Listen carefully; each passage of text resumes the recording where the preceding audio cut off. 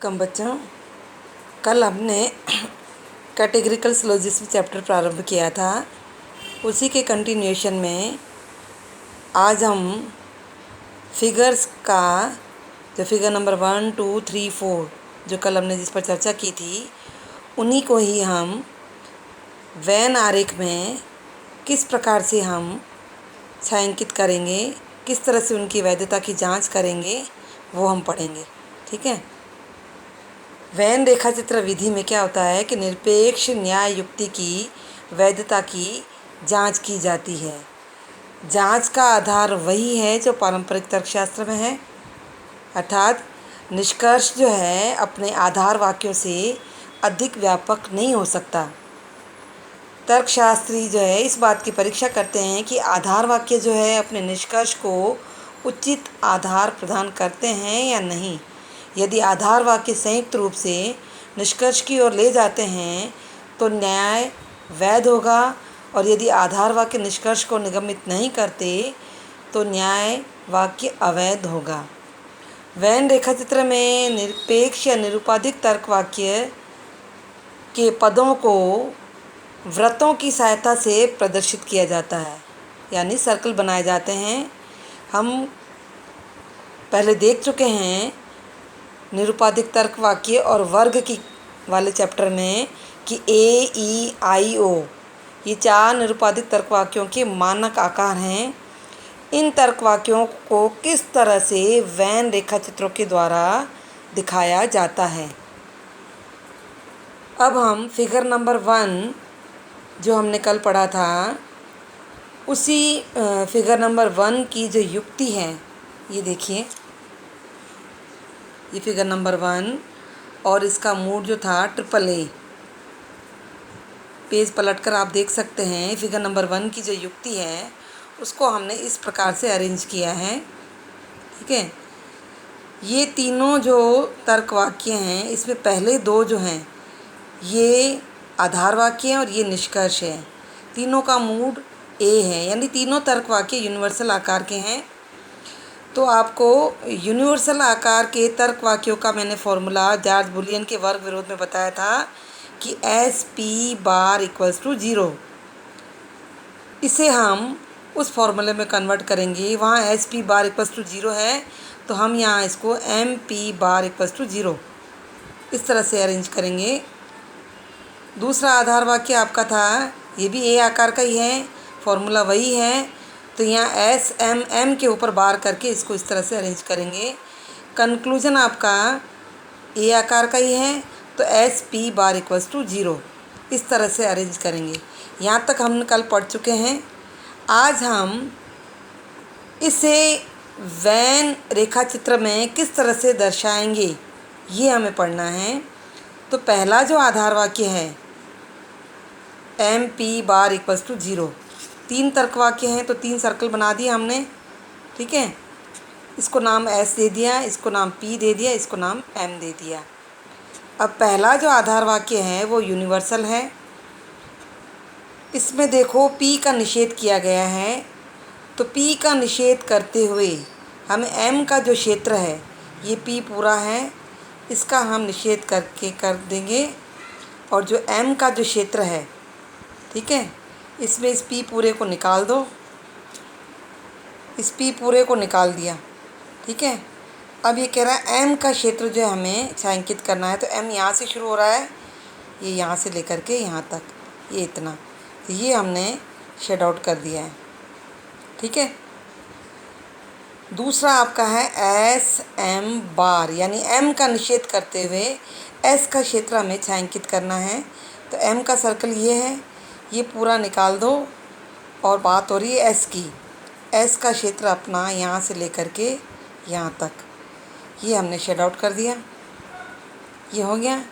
अब आपका कंक्लूज़न देखना है कि SP बार का जो क्षेत्र है वो छायांकित यदि हुआ है तो युक्ति वैलिड है, अगर छायांकित नहीं हुआ है तो युक्ति इनवैलिड है।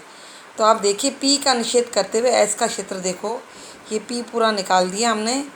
S यहाँ से शुरू हो रहा है यहाँ तक, यहाँ से लेकर के यहाँ तक, ये S का क्षेत्र है। आ रहा है समझ में? ये एस का क्षेत्र है आपका, यहाँ से यहाँ तक। इसमें देखो ये इतना पोर्शन तो शेड आउट है और ये भी पोर्शन आपका शेड आउट है, ये पूरा शेड आउट है। तो इसका मतलब है कि ये एस पी बार का जो क्षेत्र है जिसमें पी नहीं है वो शेड आउट है, तो ये युक्ति वैलिड मानी जाएगी। तो इसमें आंसर क्या लिखेंगे कि चूंकि निष्कर्ष जो है वो आधार वाक्यों में पूरी तरह से छायांकित हो रहा है, इसलिए यह युक्ति जो है वेद आकार की है। इसमें एक बात और मैं बता देती हूँ कि जब भी हम किसी युक्ति को वेन आरेख में दिखाते हैं या उसकी जांच करते हैं, तो पहले जो आधार वाक्य हैं उसमें जो यूनिवर्सल होगा उसे लेकर के पहले हम छायांकित करेंगे। इसमें तो आपके है ही यूनिवर्सल, इसलिए इसको सीक्वेंस में हमने अरेंज किया है। दूसरी युक्ति आपकी थी ये वाली, कैट्स हैव 4 फीट। इसको हमने इस प्रकार से अरेंज किया है, देखो ये भी तीनों mood triple a figure number 2 है। तो ए आधार वाक्य का जो फॉर्मूला है A S P bar equals to 0, तो हमने एम और पी पर हमने बार लगा दिया और इसको अरेंज कर दिया। अब हमें इन्हें शेड आउट करना है। ये भी तीनों ए आकार के हैं, सीक्वेंस में ही हैं। एम का निषेध करते हुए, ठीक है, एम का निषेध करते हुए पी का जो क्षेत्र है यहाँ से लेकर के यहाँ तक, इसे हमने शेड आउट कर दिया है। दूसरा है एम का निषेध करते हुए एस का क्षेत्र हमें शेड आउट करना है। ये एम का निषेध कर दिया, ये एस का क्षेत्र यहाँ से लेकर के यहाँ तक, ये आपका शेड आउट हो गया। अब कंक्लूजन आपका एस पी बार। अब एस पी बार का यानी पी का निषेध कर दो आप, एस का क्षेत्र यहाँ से शुरू होकर के यहाँ तक है, ये आपका एस का क्षेत्र है, ठीक है। तो इसमें ये इतना पोर्शन आपका शेड आउट है और ये इतना पोर्शन जो है आपका शेड आउट नहीं है। देखो इसमें ये वाला हिस्सा आपका खाली रह गया, ये आपका एस पी बार का क्षेत्र है, ठीक है। पी का निषेध करना है हमें, ये पी पूरा हमने निकाल दिया और एस की क्लास हमको लेनी है यहाँ से लेकर यहाँ तक। इसमें ये इतना पोर्शन शेड आउट है और ये शेड आउट नहीं है, तो इसका मतलब है कि ये जो निष्कर्ष है वो आधार वाक्य में पूरी तरह से छायांकित नहीं हुआ है, इसलिए यह युक्ति जो है इनवैलिड है, ठीक है। तीसरा फिगर है आपका फिगर नंबर 3। फिगर नंबर 3 की आपकी ये है, देखो अरेंज किया है हमने। इसका युक्ति आपको मैंने कल बता दी थी, उस युक्ति को आप देख लेना कैसे हमने एम को प्रदर्शित किया है। पहला आधार वाक्य जो है उसका है वो आई आकार का है, दूसरा ए है और तीसरा कंक्लूजन आपका आई है। अब इसमें आपको ये देखना है कि आई आकार के जो तर्कवाक्य हैं आई और ओ, ये अंशव्यापी तर्कवाक्य हैं। इनका फॉर्मूला क्या है, S P not equal to 0, ठीक है। अब पहले दो आधार वाक्यों में देखो ए आकार का तर्कवाक्य अमुख्य आधार वाक्य है, तो जब भी हम वेन आरेख में छायांकित करेंगे तो पहले यूनिवर्सल को लेते हुए ही छायांकित करेंगे। तो हम सबसे पहले ए आकार को लेंगे। ए में कहा जा रहा है M S bar equals to 0। देखो एम का निषेध करना है हमें, ये एम का हमने निषेध कर दिया, ठीक है। और क्या कह रहा है, M S bar equals to 0, यानी एस का निषेध करना है। एस पूरे को निकाल दो और एम को लेना है। ये एम यहाँ से लेकर के यहाँ तक, ये एम का क्षेत्र जो है ये शेड आउट हो रहा है। हमेशा ध्यान रखना वेन आरेख में जो आपके दो आधार वाक्य हैं उसमें पहले यूनिवर्सल को लेना है। इसमें यूनिवर्सल आपका अमुख्य आधार वाक्य है, हम पहले इसको ले रहे हैं। एम एस बार यानी एस का निषेध करते हुए हमें एम का क्षेत्र लेना है, ये ठीक है। ये आपका हो गया छायांकित हो गया ये आपका। दूसरा ये कह रहा है M P not equals to 0। अब ये अंशव्यापी तर्क वाक्य, इसमें हमें एक्स से इसको शो करना है, तो एम और पी का क्षेत्र देखो कौन सा है, ये एम का क्षेत्र है, ये पी का क्षेत्र है। इन दोनों का जो कॉमन क्षेत्र है ये, यहाँ पर हमें एक्स रखना है। तो इसमें देखो ये इतना पोर्शन पर तो शेड आउट किया हुआ है, जो शेष जगह बची है वहाँ पर हम एक्स को रखते हुए इसको छायांकित करेंगे। ठीक है। कंक्लूजन आपका है S P not equals to 0, यानी एस पी जहाँ है उस क्षेत्र को आपको देखना है। एस और ये पी, ये एस पी का क्षेत्र है, यहाँ एक्स रखा हुआ है, तो यानी ये एक्स पूरे में है। ठीक है। तो जब एक्स यहाँ है तो यहाँ भी है, तो इसका मतलब ये युक्ति वैलिड है, क्योंकि इसमें निष्कर्ष जो है वो आधार वाक्यों में छायांकित हो रहा है। एक्स का मतलब होता है कम से कम एक मेंबर ऐसा है जो यहाँ है।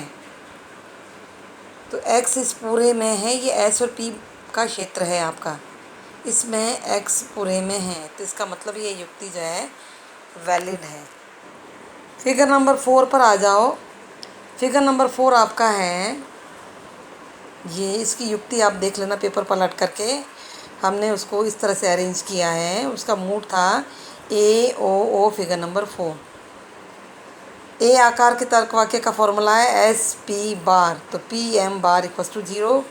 ओ आकार का फॉर्मूला है S P bar not equals to 0, तो M S bar not equals to 0। Conclusion भी आपका ओ में ही है, तो S P bar not equals to 0। ठीक है। अब इसको हम इस वेन आरेख में शो करेंगे। पहला कह रहा है पी एम बार, एम का निषेध करते हुए पी को हमें लेना है, ये पी को हमने शेड आउट कर दिया। दूसरा ओ आकार का तर्क वाक्य वो कह रहा है एम एस बार, यानी एस का निषेध करते हुए आपको एम का जो क्षेत्र है इतना, इसमें आपको एक्स रखना है। अब यहाँ पर ये कन्फ्यूज़न है कि एक्स यहाँ रखा जाए या यहाँ रखा जाए। जब ऐसी दुविधा की स्थिति आती है तो एक्स को हमेशा लाइन पर रखा जाता है, क्योंकि मैंने आपको बताया था अंशव्यापी तर्क वाक्य आई और ओ आकार के तर्क वाक्य हैं, उनमें हमें एक्स रख करके छायांकित करना है। तो हमने यहाँ पर एस का निषेध करते हुए जो एम की क्लास है उस क्लास को लिया है, और इसमें हम संशय की स्थिति में आ गए हैं कि एक्स को कहाँ रखें, तो हम एक्स को लाइन पर रख करके हम इसे छायांकित कर रहे हैं। अब कंक्लूजन आपका एस पी बार, यानी पी का निषेध करते हुए एस का क्षेत्र आपको देखना है। ये केवल देखना होता है, ये पी पूरा निकाल दिया। अब एस का क्षेत्र आपको देखना है यहाँ से लेकर के यहाँ तक। यहाँ पर या यहाँ पर कुछ भी नहीं रखा, ना एक्स है ना छायांकित है, शेड आउट भी नहीं किया है, ना एक्स को रखा गया है। तो यह युक्ति जो है, जो कि इसमें निष्कर्ष आधार वाक्यों में छायांकित नहीं हो रहा है, तो यह युक्ति इनवैलिड आकार की है। ठीक है।